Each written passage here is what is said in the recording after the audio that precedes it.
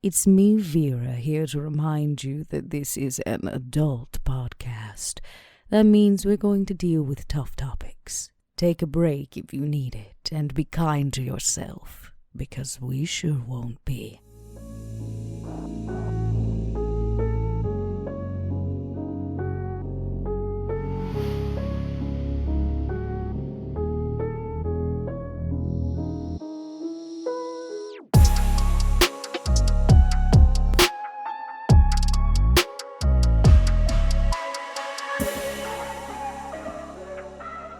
Hello, everybody, and welcome back to Stitch of Fate, a Vampire the Masquerade 5th edition podcast. As always, I am your storyteller, Mike Martin, joined by my four wonderful players, Dot, Bub, Josh, and Mark. Hello, friends. Howdy, honey. Howdy. What's up? We are already on episode 4 of this damn season. It's just going true. by. It's just so we're just damn fast. speeding really through is. it, and all you're doing is you're just teasing us, Mathas. I'm not teasing you. Yeah, you are. You're like, How much are you?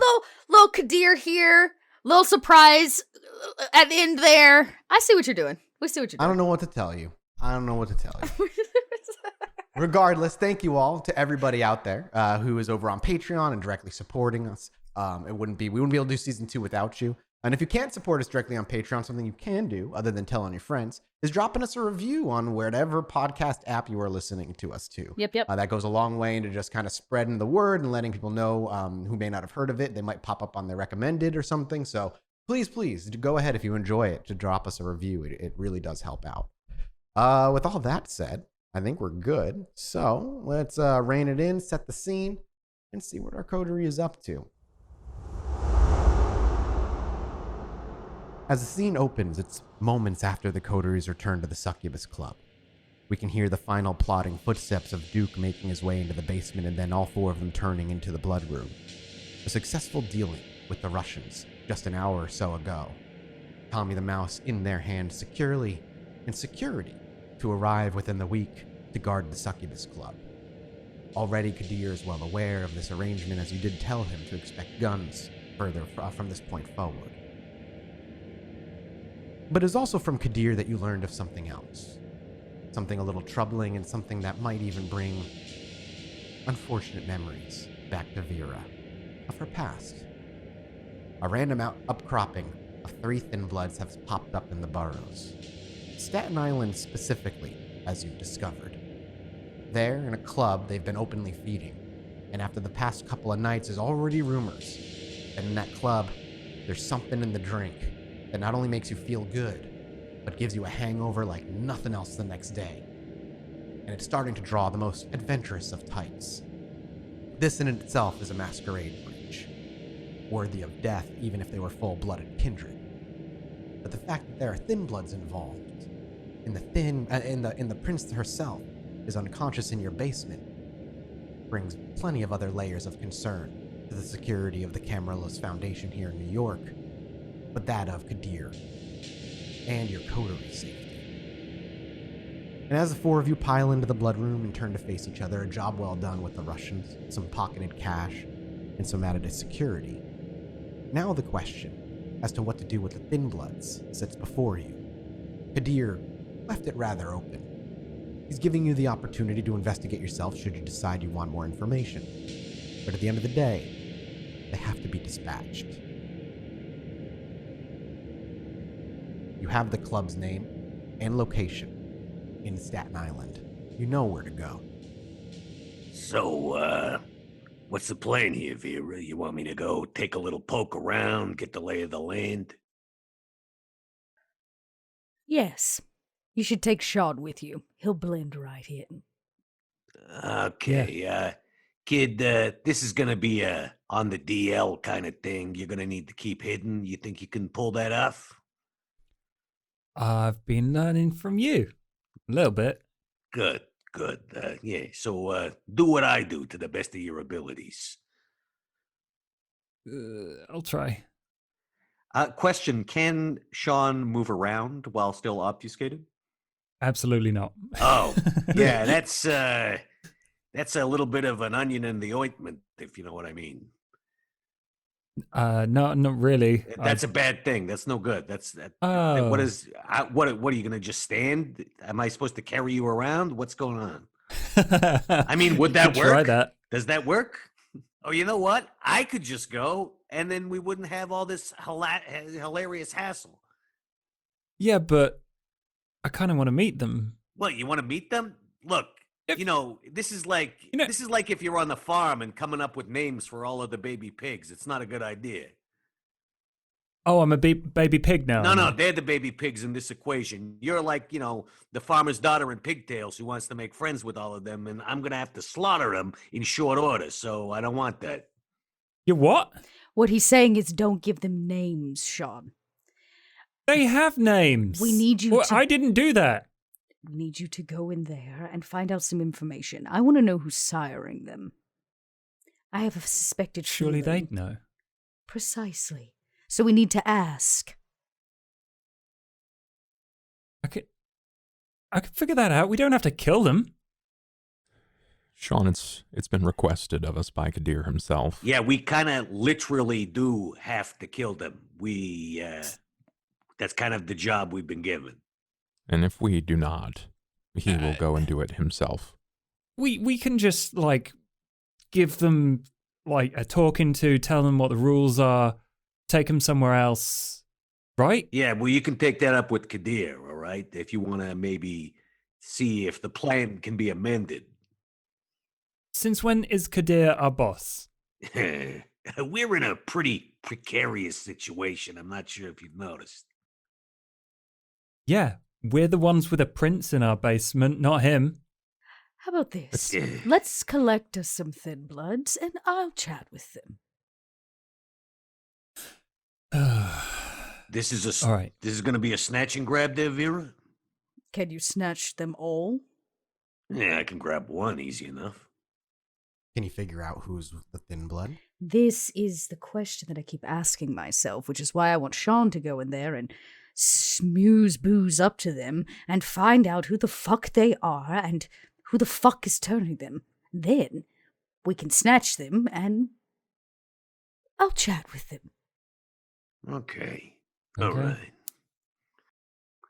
I look at Duke like, we gotta have some cleanup. There's a knowing nod. Okay, okay. So it's Max and Sean who leave then. Making their way as a dynamic duo out the back door and into the sewers. Both plopping into a little puddle, creating a small echo of a noise. You definitely hear some sort of critter not too far off scamper away around the corner. And the four of you begin to head south.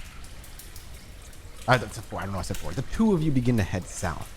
It's a hell of a journey this way out, and getting to Staten Island is certainly a pain in the ass for any kindred. But it's possible. Plenty of ferries and the like make their way out there, and bridges that you could walk if desperately needed on the west side of Staten Island. And it's this long journey that Sean and Max make their way. I'm curious, is there words between the two of them, or is it a rather silent talk? Oh, no, Sean's grumpy. Yeah. Max occasionally is just like, hey, come on, cheer up, kid. Does that always work? Well, hey, it might never happen, you know what I'm saying? It's gonna happen. It's gonna happen.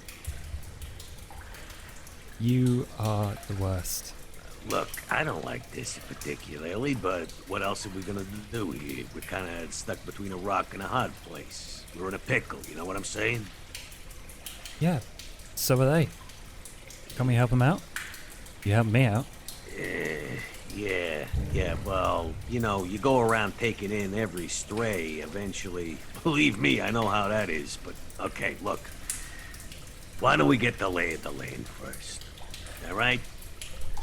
We might get lucky. Maybe they're complete pieces of shit that we'd be happy to kill. That'll make me feel so much better. Okay, all right. Well, maybe it's like that, so let's go see if it is. Yeah, great. Yeah, come on.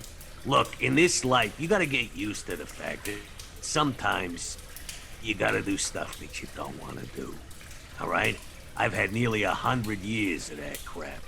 And believe me, I don't like the taste of that shit sandwich, no matter how many times I've had to chew on it before. But it must be done.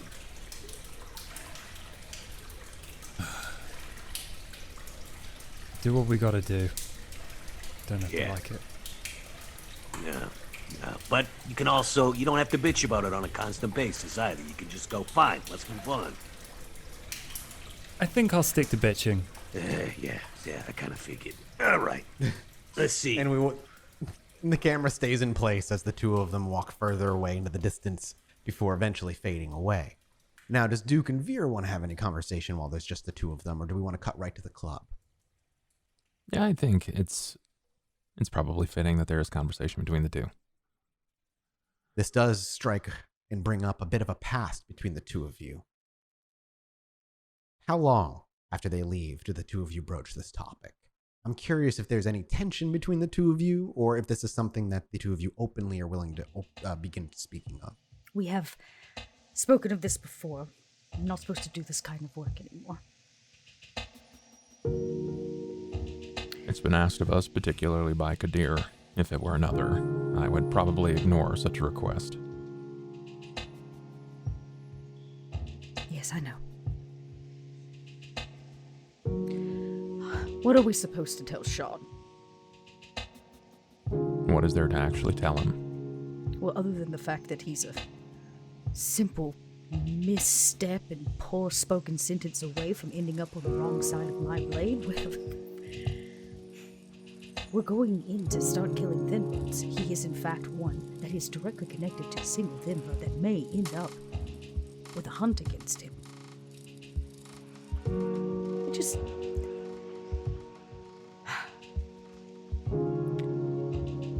When I killed them before, I didn't have one living with me. Just look to separate my work, if that makes sense. Vera, you weren't fulfilling some sort of bizarre or morbid fantasy. This wasn't something that you wanted to do. Right. It was a part of your job. Of course it was. Unless there was more there and you found fulfillment in this. How does Vera's posture shift in that comment? If at all. I don't think she would want it to shift. Would it be a roll? A to lie? composure roll? Yeah, like a composure roll of a sort. Let me see something real quick. A composure... That would be a composure subterfuge roll as you attempt to hide your immediate reaction to that statement, especially coming from who you know Duke to be. Okay, well... If it's a crit... Got two successes, not a critical. 2 successes is what you would consider a average normal task. If this is something that would be difficult for Vera to hide, then she failed. However, I lay that in you, the player's hand, as you know Vera better than anyone here. This is Duke. This is Duke. Okay. You could have Duke roll a wit's insight to see if he beats your 2. I mean, it could just simply be a contested roll. Bub? I can do that. There we go. I can at We'll least just do try. it then. Thought We'll you lay it probably there. could. Wit's insight then. Only one success. An unfortunate roll. 2 successes versus 1 success. Vera may to herself realize her posture immediately reacts and changes, but she catches it before Duke's eyes reach over to her and examine. Vera does not seem to react to that satisfying sentence. Vera, you understand that I simply wouldn't judge you for that matter of the sort anyway, given my past. Not that it particularly matters. What if I said But it did matter? Then I suppose that you should determine whether or not that passion was fulfilled. At some point, consistently fulfilling that passion will inundate you and will numb you to the fact thereof, which I believe what is a lot of kindred life. We seek no enjoyment from what it is that we do, aside from Max, who seems to enjoy thrusting his fist from the back to the front of a man's face repeatedly. Well, he's good at it. We're good at a lot of things, but only so much enjoyment can be profoundly discovered. Duke, you've been here, well, a couple decades now. I'm a Toreador. My bane is that my passion is never fulfilled. Yearning is part of the lifestyle. And we all find our art in different ways. Art is constantly in evolution. At some point, you seem to fall short using a particular medium.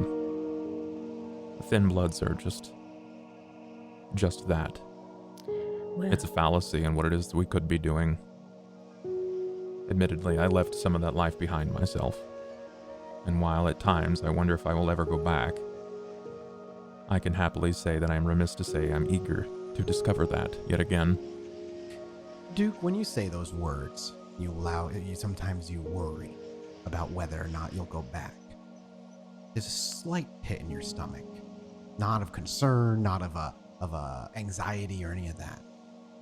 It's though the beast suddenly makes himself known. For Duke, the beast, in a way, is who he once was. And bringing up his past, even briefly, always flares that feeling. The beast didn't die. In a way, the beast ruled you in your mortal life. And now it desperately wants out rule again. You see, Vera, there is an art that I have no doubt that you've discovered. One I wish that I had found a bit more in my human life. I was unawares to as such, but it continues to change, and at times, in a bit of my being, I have some regrets for the man that rested and rot in prison in my place. And one day I'm sure he will seek his penance in one way or another, but that is entirely up to my patron and those who embraced me into this world. All that I can ask is that things move swiftly, so I do not wish for those to endure a slow, painful death. Are you familiar with the term ear to ear, the saying? yes, I guess I am. Most people do it wrong, Vera. When you slit the throat, you have to cut it from ear to ear in order to sever the windpipe and the jugular so that they bleed and suffocate at the same time. Otherwise, they'll just be in a great deal of pain. This is how I learned the term ear to ear. It's literally what that meant. Some people just think it's an expression. It's not. It's an instruction. And that's kindred life. We live by instruction and guidance. Sean is in desperate need. Sean is finding his way. And I don't want to get rid of him until he has fulfilled a promise that he owes us. My fear is that eventually necessity will overtake him. And while we are valuable to him right now in a sort of big brother, big sister statement, his bleeding heart is going to get him caught. Like I said, he walks a fine line. I hope he stays on our side. As do I. In time, I think we'll discover this.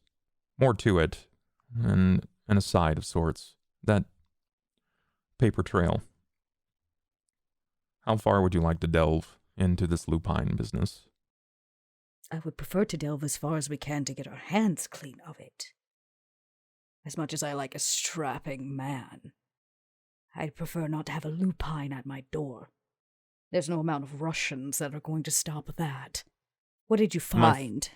My fear is what I found, mostly that where one Lupine, a werewolf, is frightening, a pack, a cairn even, is infinitely more, can lead to the entire destruction and removal of kindred life. It's simply not by coincidence that we managed to bump into this one. There was some implicit design behind it. He's funneling money between 10 and 20,000 a month into a private association of which does not have shell accounts. It lacks much of a paper trail short of this, and this is his private documentation. You have to bankroll these individuals. I think this is them. Let's sit on that information. That's valuable. Wherein lies a person's money, as much as we hate to deny it, lies a little bit of their security as well. As long as he doesn't come hunting us, then we don't have to take drastic actions. I agree. I just needed to see where this sat with you. I would like to know who his goons are. Clearly, Tommy was working with him, but he has to have a multitude of Tommies. I did business with that piece of shit. I don't want to do business with any more. How long were you in that room with him before he changed, Vera? About a handful of seconds. Long enough to get goosebumps under my vinyl, so I bolted. You should consider yourself lucky. Most kindred do not last that long. Yes, he touched me. The last time he will ever do that. I'm curious to know if he operates as a sole proprietor in the mob himself, or if he is functioning alongside other immediate Lupine, or potentially even other kindred. Duke, are you interested in doing business with him? Danger has always interested in me, but besting it and being above it is far more interesting. It's a puzzle. You know I like my puzzles, Vera. I do, and I've always let you have them, as long as they didn't endanger the coterie. And I've never endangered the coterie previously. Which is why I'm going to trust that you're not going to now. But I don't want to be anything but open about the matter. This is a loaded gun that I will contend to aiming in another direction, if that's your concern. At least until the prince is out of the basement, please. The last thing I need is a lupine bursting through my front door and munching on a torpid prince. While we're at that topic, we should consider relocating the prince, Vera. We should consider relocating them without Kadir knowing. Why? I don't immediately understand or proclaim to outwardly discuss why I believe Kadir is as interested. I understand that he's in the favor of the Camarilla. But there is a certain way that he's carrying himself. It's like fawning of a mother over a child. The prince is not his pet. No, but her safety is his job. Yes. But I also understand the way that a man can touch a woman's jaw, the way that he looked at her. I had done similar things in the past.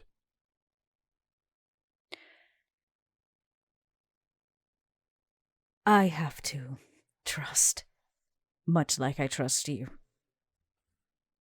that Kadir means well. Very well.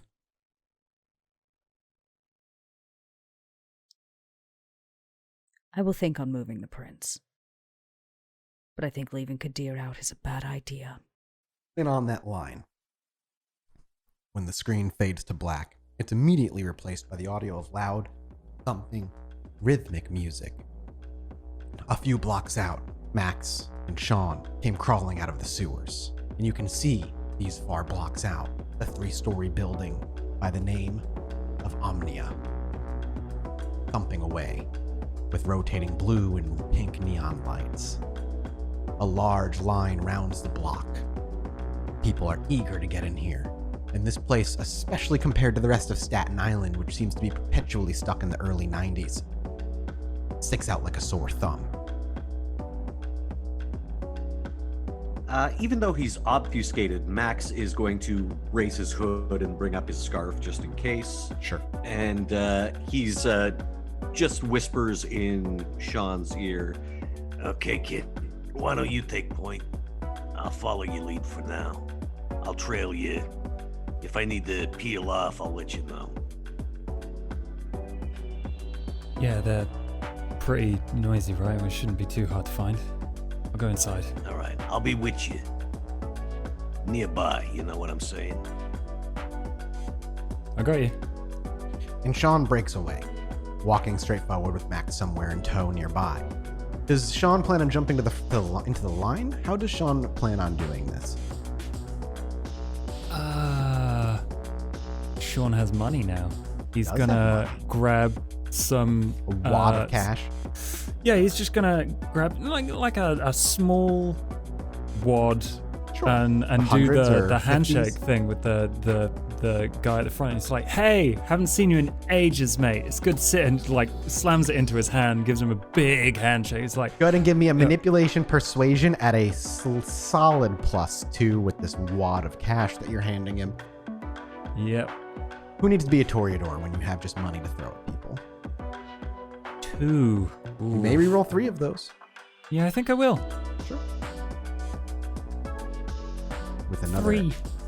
3 successes, which is enough to beat a difficult challenge. An immortal is not all that hard to persuade at all times. And as you walk over, Sean, and kind of reach out awkwardly, "Hey, I haven't seen you in such a long time."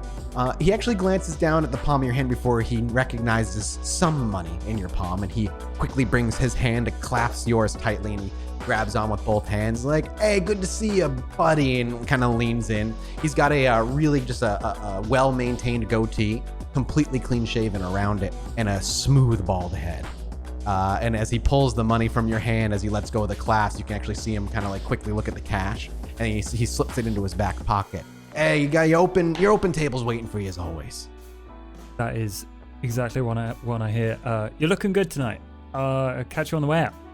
You too. And then as you pass him, his demeanor completely shifts back, as Max would catch, to a nonchalant, like, who gives a shit about whoever that was kind of demeanor. And he makes his way to the front of the line. A couple of the people in line are a bit rabble-rousy. But can I get a wits awareness from Max exclusively before walking into this club following?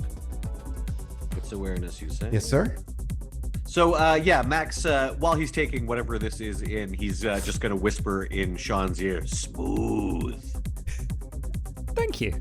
How much money do you think Sean actually pulled and gave? Oh, like $60-something. I'm English. I don't should have know asked if that's how much a lot. you gave him. Should have been like a couple hundred. Yeah, I don't know.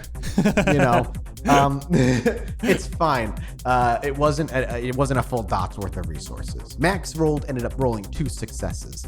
And as Max leans in and gives that whisper to Sean, as you both are crossing the threshold heading into the club past the velvet ropes, Max's eyes are amongst the crowd milling about, a mash of bodies with laser lights flipping around and causing this very chaotic looking scene on the inside. Fog machines pouring out, and you can see people kind of twirling glow sticks around with glow stick necklaces and the like. However, the thing that catches Max's eye, that passes by the doorway very briefly, is a very familiar face. One that would not stand out amongst others, with long brown hair and a forgettable face. Stinky. You catch a glimpse of Stinky briefly as she passes by.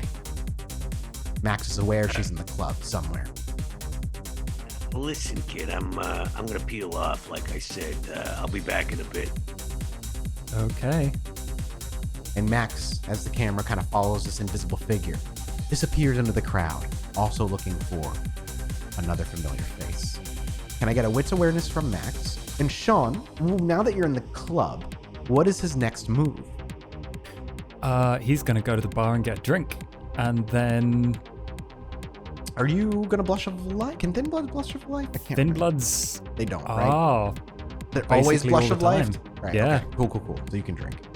so yeah, he's gonna. So you sip on mash his- through a bunch of bodies, making your way. Max rolls another Yep. 2 successes. We'll cut back to Max momentarily as we watch Sean shoulder his way through a kind of a large crowd before waving down a bartender, a young girl in pigtails with black and green kind of just strands of tassels hanging from her hair. Walks over and gives you a smile. "Hey, beautiful, what can I get you?" Hey, something strong and fruity, please. She, without a second thought, spins around and starts whipping up a drink. Max, on the other hand, is sliding around people in the crowd. People are moving out of the way subconsciously as he moves, as the brain basically tells them that there's no, but even though they say he's not there, they know they have to move around. And moving around through, with 2 successes, you're able to catch the back of her head. It's hard to keep track for a little while. She's moving towards the back of the area. Behind, it seems, as you continue to follow her, the DJ, into some back room. Do you continue to follow her quietly into that back room? Yeah, I'm gonna trail her for sure. You continue past the speakers as they get extremely loud when you get really close to them, and To anybody else, it would probably be painful, but Max quickly just pushes by, not paying much heed to it, and through the double doors that lead into a back area. Stinky's actually by herself back here. It's a very small room with just a table in the corner. You watch as she walks over, and the bag slung over her shoulder she lifts and she flips it open. She scurries around for something and grabs a plastic bag. It sounds like a crinkling. There's a, she closes the bag, and there's a little small metallic lockbox on that table that she also opens. She slides the baggie into that lockbox and slams it shut before reaching into her purse and grabbing a key and locking the lockbox. She then slides the lockbox out and walks to another door that leads further into the club. She gives it 3 loud bangs before she quickly darts around and looks to leave this place the way she came, which would mean going past you. Beyond that, this room is empty, save a chair behind the table. Hey, Stinky, what's the rumpus? As you speak and she makes her way to the door, we watch as the door shuts and we see Max's figure ripple into existence. This bat-like, human-like creature, and she stands wide-eyed. She takes a step back and clearly caught off guard. I think I didn't intend to de-obfuscate. Do you want to stay like whispering then? Because you'd have to stay at a whisper level. My apologies. I just assumed you spoke. Yes. So you would whisper that lowly near her, where it would not cause you to reveal yourself. Same reaction from her, however. She stops dead. She actually steps back and she starts to look around, but she doesn't say anything. So, how you been? How'd you find me? And she, at this point, you watch her cling the purse very quickly to her front, and she wraps both of her arms around it. Ways and means, Stinky. Ways and means. She looks over both shoulders and, without responding, hurries toward the door. She feels just a gentle hand. Sure. On her shoulder. Don't run off just yet. I was wondering, how's our mutual friend doing? There is you watch as you place the hand on her shoulder, and all of her posture changes. No longer it's a fear, but you feel her tense up, and yet on her face you can read what you might consider anger crawl across. Hey, I think I told you before, no hard feelings. I got nothing against you, right? As she's about to speak, she quickly whips her head over her shoulder as the door she slammed on 3 times. You can hear footsteps and what sounds like the door handle opening. Would you let her pass if she tried? Let's keep this between us, shall we? She says nothing, and she goes to move through. I'll follow her. Okay. The door flies open and she quickly hurries out. Max follows in tow, and she actually looks to be making her way toward the front door in a quick hurry to leave. Max follows, presumably, and out the front door she goes. She doesn't wave to anybody, purse still very quickly clung. And then as she gets about to the street corner of this where this club is, and she looks both ways, she looks to burst into a sprint, and she begins to take off as fast as she can. Max keeps pace with her. She doesn't have celerity, so you can keep pace pretty well. Hey, hold on. I just want to chat, all right? She's going to make a roll because she needs to try and break through the blood bond to talk to you.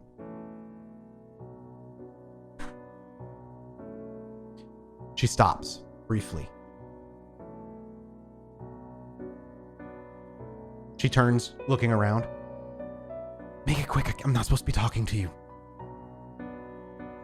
Oh, yeah. Was you under specific instructions not to do that? Listen, I know what you did. What do you want? If you're going to kill me, just fucking do it. I ain't going to kill you, Stinky. I want to help you. Help me. I've been where you are. You could help me by not killing my protector or attempting to. Your protector? Is that what you think he is? He's kept me safe this whole time. Yeah, he's kept you safe. He did a real number on you, didn't he? She shakes her head, confusedly. What do you even mean? Yeah, He got right inside that skull of yours, didn't he? No, he saved me, Max. Just like he tried to save you. Stinky. Look, I don't want to see you get hurt, all right? She looks to speak a couple times and then shakes her head. I don't know what you want from me. I want to help you. How? I want to get you out from under his thumb. Whether you know it or not, that's where you are. There is another moment where she looks like she's just lost in her thoughts. You see plenty of different expressions crawl across her face, from frustration to sadness to confusion, before she shakes her head. The only thing confusing me here is you, Max. You're telling me all these things, but he's never done any of them. And he told me how he tried to help you when you betrayed him, okay? I'm not gonna betray him.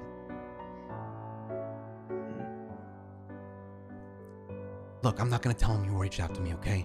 I know you're trying to help me too. Maybe the two of you just got off on the wrong foot. Maybe it'd be good to talk when he's back on his feet. I'd like that. I'd like to have a little talk. There's again the inner thoughts clearly fighting with one another before she seems to stand up and have made a decision. She looks around. Listen, Max, don't start shit you don't want to finish, okay? He's a dangerous man, you know that. Just... Oh, believe me, I want to finish this. But, like I said, I don't mean nothing against you, okay? She bites her bottom lip for a minute before speaking out openly. I believe you. I believe you.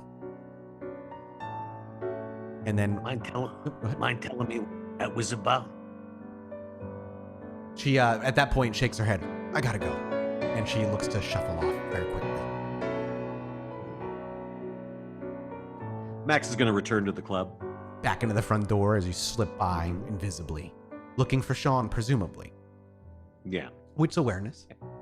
Sean, you're about halfway through your drink now. It's been fun conversation with this girl. You know her name is Lauren. You know that she's been working here for about 1.5 years. What kind of information, other than casual conversation and your flirtatious self, would you be looking for from the bartender? Yeah, he's trying to charm her a bit, but he's also asking, like, so I heard that there was a good time to be had here, and I'm in a certain market, so Charisma, you wouldn't know about persuasion. that. Yeah. I think he's going to do a rouse check to get an extra dice on this. He's really, really rubbing it in. I love it. Ooh, That is a crit? 4. 4 successes. Not a crit. Not a crit, but that's fine. 4 successes is a wonderful roll. And Max, you actually are able to... You figure he'll be at the bar, and as you make your way over there, oh, there he is. Flirting, talking to the bartender still. But as you bring this up, Sean, and it's at this point Max is able to get close enough to hear the rest of the conversation. She's like, yeah, the rumor flies fast, doesn't it? As she slides another one in front of you as you're about to finish up your first one, without even asking. She's like, well, those drinks are by... We'll call it appointment only. If that sounds a little weird, but we'll call it appointment only, and she smiles.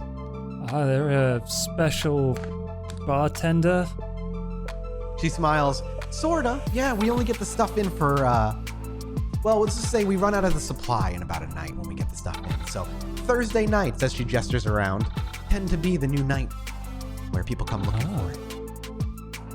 Sean actually has to think real hard Thursday. to remember what day it is. There's a moment where Sean is just dead silent and, yeah, it's Thursday. Yeah, it's okay, great. Yeah, and you're like, and she's like, lucky you, I guess.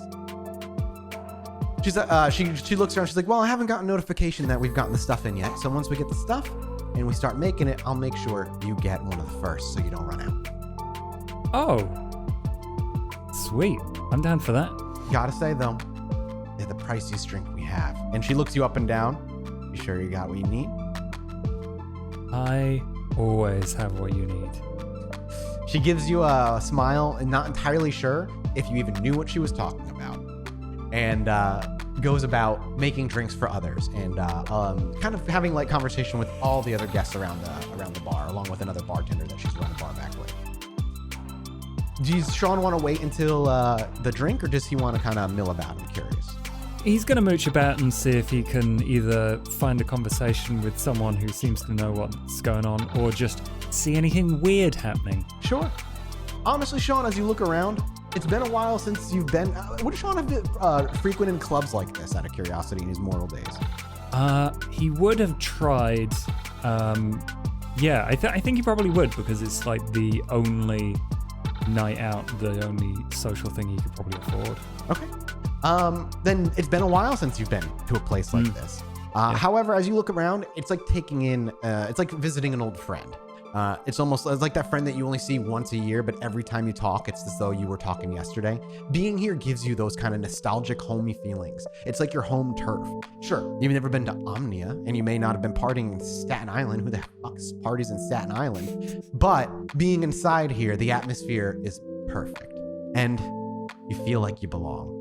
And as you look around, having casual conversations here and there, oh yeah, everybody knows about the drink. Oh, that's why this place is so fucking packed tonight. Is because tonight's the night. If you're lucky enough, you might be able to buy one. But beyond that, nothing seems out of the ordinary. You don't get any weird, suspicious conversations. You don't see anything weird or suspicious happening at all until you wits awareness roll, please.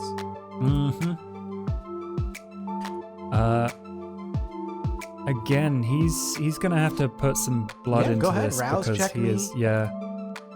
Oof. Now What's he's your hunger hungry. at? 2. Okay, that's not bad at all. What do you want to reroll, or do you want to reroll 3 or no? Yes. Okay, go ahead. That's Okay, 3 with total 3. now. With 3 He tries die, really hard. with 3 successes after quite a bit of effort, and you're looking around, you actually see the bartender coming back out of the double doors behind the DJ. Max, you may wits awareness as well, as she's going to be coming from the room you were just in. 5.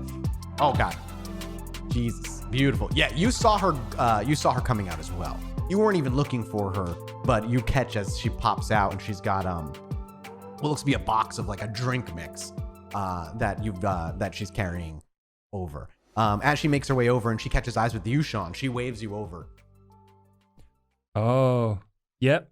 He's goes straight. Max, as you watch Sean kind of quickly make his way over that way, and you're kind of looking around. As you look around to the 3 stories and you gaze up as Sean makes over, and she's making a drink and very excitedly talking. Sean, sorry, I'm gonna make you make another wits awareness as she begins to make your drink. This is gonna be Are these ingredients coming from? Yes, that's the back exactly room? where they came from. That's what you saw. You saw her come out that back door. So Max sort of leans in and just goes, "Yeah, don't drink that. Oh, I wasn't gonna. Don't. Yeah, You got like a. yeah. You got one of the blood bags. This might be a sneaking suspicion, but I think that Gustav's blood might be in there. Might be on the wrong track entirely. But yeah. You don't want that in your mouth. Gross. And then as he says gross, you literally like mumble gross to yourself, and she slams a drink in front of you. What's gross? Oh, I think I stepped in something. Oh no, I'm sorry. And she gives you like a really pitied look. That's okay. It's gonna be, and she gives you kind of a look. Expensive. And she smiles. Pay now or later? Now. He gets out more of his cash, and he's so sad to. How much do you hand her? Part with. Probably like $500. Okay. You hand her $500, and she starts counting it out, and she counts back 100 to you and hands you 100. Oh. Wow. Keeps 400 for herself and puts it over in a lockbox full of money. He takes half of that and puts it in the tip jar. And Max, with that, 5 successes. As you were looking around and you saw her come out the back door and you walked over. As the drink is slid in front of her, in front of Sean rather, by the bartender, you look up It is 3 stories, and you can see the second. There's railings for each floor, and there's people milling about and looking around. But there is someone on the 3rd floor that catches your eye very momentarily, leaning over, watching as you actually see now, Max. Now that you turn around, other people handing out drinks and money's being exchanged. Same drinks that Sean has. And as you look up and you kind of look around as the drinks are being handed out, you actually see pink and green neon cat ears, limply and briefly leaning over the railing of the 3rd floor before sliding back up and disappearing from view. Again, pointing it out to Sean, just like, psst, Hey, Caddy is at 12 o'clock. Give me a roll, Sean. Wits awareness. Yeah, this isn't good. 1. Yeah, you did not see her at all. You look up and she's not there. Look, You just don't see take her. my word for it, all right? Okay. You got like a flask or something? He picks up like this woman doesn't expect him to drink it in front of her or anything weird. She's not like eyeing you and being like, drink a bitch, drink a bitch, drink a bitch. No, she gave you the drink. She took your money. It's your drink. You do what you want. Yeah. Sean's gonna like pick it up, walk around, try like even a coffee to go cup, like literally anything, Max. yeah, Max like hands him an empty water bottle. Yeah, so you can get like you see a plastic cup somewhere nearby that someone had something in, and you can grab it. It's an old McDonald's cup on the street. You gotta grab it at the tip. You pop off the plastic top, and you hand them like this paper McDonald's cup as you pour as much of it in as you can, and slapping a very thin plastic top on top of it. And you have now this McDonald's drink in the empty glass of it. They handed the bartender. You leave it on a table nearby. What do you do now? I am gonna whisper. Yep. I'm gonna leave this on a table. You get this out of here. I haven't seen any Thethin-bloods yet, though. So this is mighty suspicious. Yeah, but would you know him if you saw him? We have tells. Yeah, like a big Ankh tattoo branded onto you? Yeah, that's usually a giveaway, I guess. But, If you get to see them naked, well, you know, you play your cards right. All right. Okay, yeah, I got this. No problem. So Sean nonchalantly breezes by a table, dropping the cup. Moments later, Max scoops it and it disappears from view. Does Max head out from here and heading back to the club? That's Vera's place, or are you going to stay and wait for Sean? Yeah, I'm gonna decant this into something a little more sturdy. I think I probably have some empty water Certainly. bottles on me, something that That can actually no be problem. closed, so we don't have any comedic possibilities here. And close that up. So yeah, I'm gonna hang out and wait for Sean. Okay, you're going to hang out and wait as Sean mills about, looking for Thethin-bloods, trying to find tells as best he can. You're watching other people drink these drinks as well, though, Sean. And there is, I'm sure, an intrigue to all of it. Max as well, keeping eye as people seem to be drinking. But Max, or should I say, but Sean is more familiar with the effects of drugs. Can I please get another wits awareness from you, Sean? But you're going to get a +1 to this roll. Okay. A 1 again. Damn, my friend. Damn. Over the course of about 20 minutes, as you're just kind of in the thick of it and very distracted, I'm sure Sean's mind's reeling, constantly looking up to see if these cat ears reappear. You're trying to keep tabs on these people. But it isn't until, like I said, maybe more, about half, maybe more than half, you realize that a lot of these people are disappearing. As you look around, there's less and less people with these drinks in hand. First, there was like 10 or so. But now, with that wits awareness, there seems to only be about 3. And you can see 2 of them talking to each other and 1 by themselves, and you see nobody else. I've been keeping an eye on that back door. Am I seeing anybody going through that? You have not seen anybody come or go out the back door. But as Max keeps an eye on the back door, eventually the doors swing open and 3 young boys come marching out. They are triplets, identical. They look exactly the same, and they are all laughing and cackling with one another. Each one of them has a similar drink in hand. You're not sure It's hard to be sure. But as they smile and laugh, they mingle into the crowd, and one of them makes his way right over to Sean. He places an arm on Sean's shoulder and looks down at the obvious brand tattoo on your chest, coming through your clothes and your ripped clothes. He's like, "Where'd you get that work done, bud? I'd love to meet your artist." And as those words fall from his mouth, so too does the curtain on the episode. And we will return next week.